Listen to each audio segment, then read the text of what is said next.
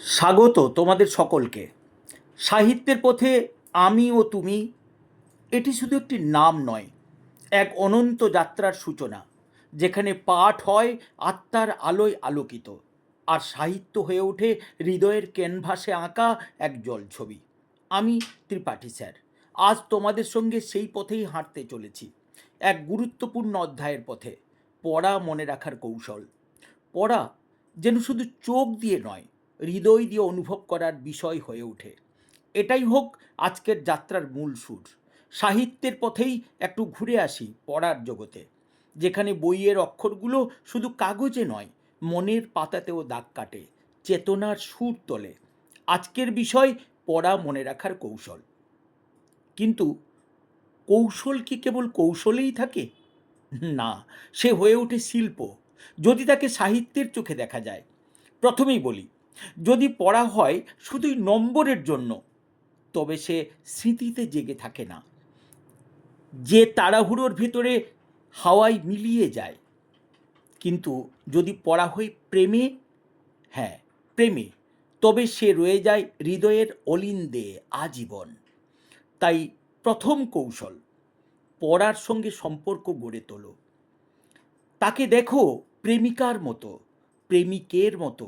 প্রতিটি পংক্তি যেন তার চিঠি, প্রতিটি অধ্যায় যেন তার লেখা ডায়েরির পাতা। দ্বিতীয় কৌশল, সময় বেছে নাও সঠিক। যখন চারদিক নিস্তব্ধ, ভোরের আলো ঠিক ঘুমঘোর কেটে জেগে ওঠা পাতার মতো, ঠিক তখনই পড়া যায় সবচেয়ে ভালো। কারণ মস্তিষ্ক তখন শুদ্ধ, নির্ভার, নির্ভেজাল। তৃতীয় কৌশল, আবৃত্তির ছন্দে পড়ো। শুধু চোখে দেখলেই হয় না, আবৃত্তি করো, শব্দে, ছন্দে, স্বরে। তোমার গলা দিয়ে যখন শব্দেরা উথলে ওঠে, তখন মস্তিষ্কেও তারা অমল দাগ কেটে যায়। চতুর্থ কৌশল, ছবি আঁকো মনে। তথ্য পড়ো, কিন্তু কল্পনা করো দৃশ্য। যেমন ইতিহাস পড়লে চোখের সামনে সাজিয়ে নাও সেই যুদ্ধের প্রান্তর। বিজ্ঞান পড়লে কল্পনা করো অণুর নৃত্য। সাহিত্য পড়লে বসে পড়ো কবির পাশে, কবিতার নদীর ধারে। পঞ্চম কৌশল, লেখো নিজের ভাষায়। পড়ার পরে প্যারাগ্রাফে লেখো, যা পড়েছ তা নিজের মতো করে লেখো, যেন নিজের ডায়েরিতে নিজের অনুভব। এই লেখার মধ্যেই গেঁথে যায় চিরস্থায়ী স্মৃতি। ষষ্ঠ কৌশল, বিশ্রাম দাও নিজেকে। একটানা পড়া নয়, পড়া হোক রাগ, বিশ্রাম হোক স্নিগ্ধ শান্তি। 25 মিনিট পড়া, 5 মিনিট দৃষ্টি জানলায়। এতে ফিরে আসে মানসিক সতেজতা। সপ্তম কৌশল, পুনরাবৃত্তি।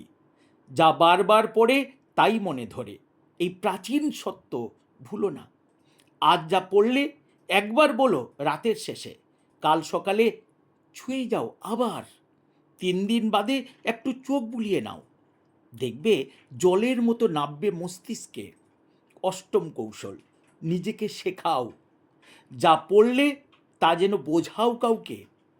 না থাকলে শ্রোতা, তবে দেওয়ালকেই করো বন্ধু। পড়ার সময় নিজেই শিক্ষক হও, এতে জ্ঞান হয় গভীর ও মন হয় স্থায়ী। নবম কৌশল, ভয় নয় ভালোবাসা। পরীক্ষা আসুক, ভয় নিয়ে নয়, আসুক প্রস্তুতির আলো হাতে। ভালোবাসা, ভয় কিসের? ভালোবাসায় তো ভয় থাকে না, আনন্দ থাকে। যাকে ভালোবাসা যায় তাকে ভয় কিসের? তোমার বই হোক প্রিয়, পৃষ্ঠা হোক পাথেয়। দশম কৌশল, বিশ্বাস রেখো নিজের প্রতি। যত বড়ই হোক বই, তুমি পারবে। এই আত্মবিশ্বাসই শ্রেষ্ঠ মন্ত্র। যেমন নদী জানে সে সাগরে যাবে, তেমনি তুমি জানো তোমার শ্রম বৃথা যাবে না।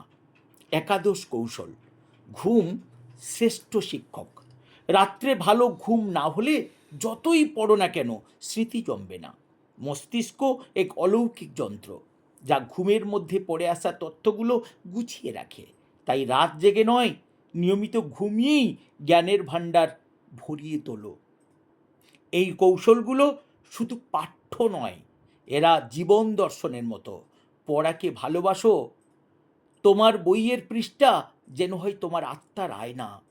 সাহিত্য যেমন আমাদের আত্মা ছুঁয়ে যায়, ঠিক তেমনি যদি তুমি পড়াকে ছুঁয়ে দেখো ভালোবাসায়, তবে মনে রাখার দরকার হবে না।